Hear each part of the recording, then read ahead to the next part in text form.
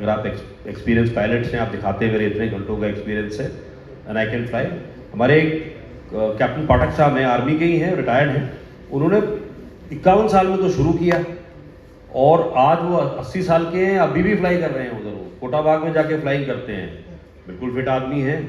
और डॉक्टर साहब भी हैं, खुद ही फ्लाइंग करते हैं और पूरे वीडियो बना के भेजते हैं। 80 साल में फ्लाइंग कर रहे हैं।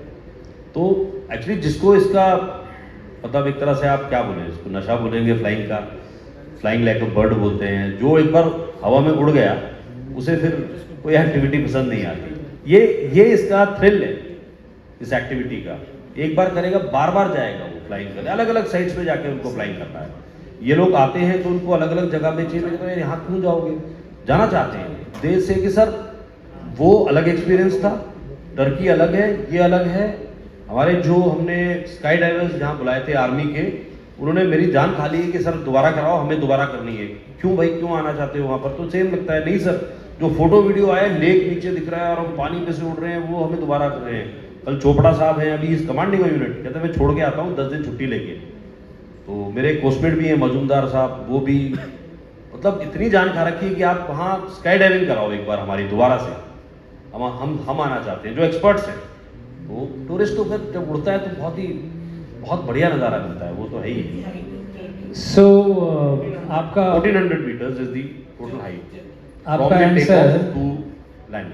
आपका आंसर जो अपर लेवल है, अगर फिटनेस अच्छी है तो हमने 60-65 ईयर ओल्ड पीपल को सीखा है। और लोएस्ट मेरा खुद का बेटा है, अभी 12 साल का है, वो पिछले 2 साल से पैराग्लाइडिंग कर रहा है। ऑलरेडी 1200-1300 मीटर से फ्लाई कर रखा है, तो करता है। तो मेच्योरिटी होनी इम्पोर्टेंट है मेरे अंडरस्टैंडिंग से। मैंने दूसरों के बच्चों को कम 14 साल से नीचे नहीं लिया है। तो ये लगभग ऐसा है। There are no such a rules, ऐसे कई रूल है नहीं बनाए किसी ने, बट वही है, मैच्योरिटी होनी चाहिए बच्चों को, अच्छी अंडरस्टैंडिंग होनी चाहिए। एंड जैसे मैंने कहा, ट्रेनिंग जो होती है ये स्टेप बाय स्टेप की जाती है। ऐसे नहीं कि बच्चों को अगर समझ में नहीं आया या किसी स्टूडेंट्स को समझ नहीं आया और हमने ऊपर से टेक ऑफ करा दिया, ऐसे नहीं होता है। हर चीज़ ग्राउंड पे सिखाई जाती है। उसका सिमुलेटर होता है, सिमुलेटर पे प्रैक्टिस करते हैं। उसके थियोरी क्लासेस होते हैं, प्रॉपर हम प्रोजेक्टर पे वो क्लासेस लेते हैं। बेसिक एरोडायनामिक्स समझाते हैं, हवा के बारे में समझाते हैं, क्लाउड्स के बारे में समझाते हैं।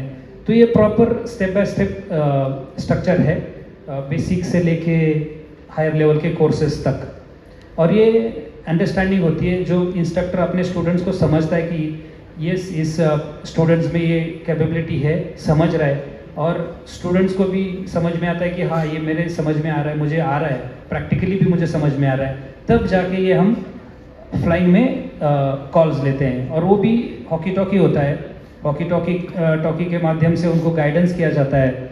और अगर हॉकी टॉकी बंद भी हो जाता है तो बेसिक हर चीज़ उनको समझाई रखी होती है।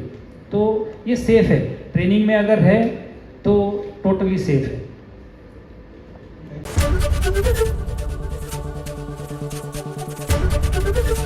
एबीपी गंगा, खबर आपकी, जुबान आपकी।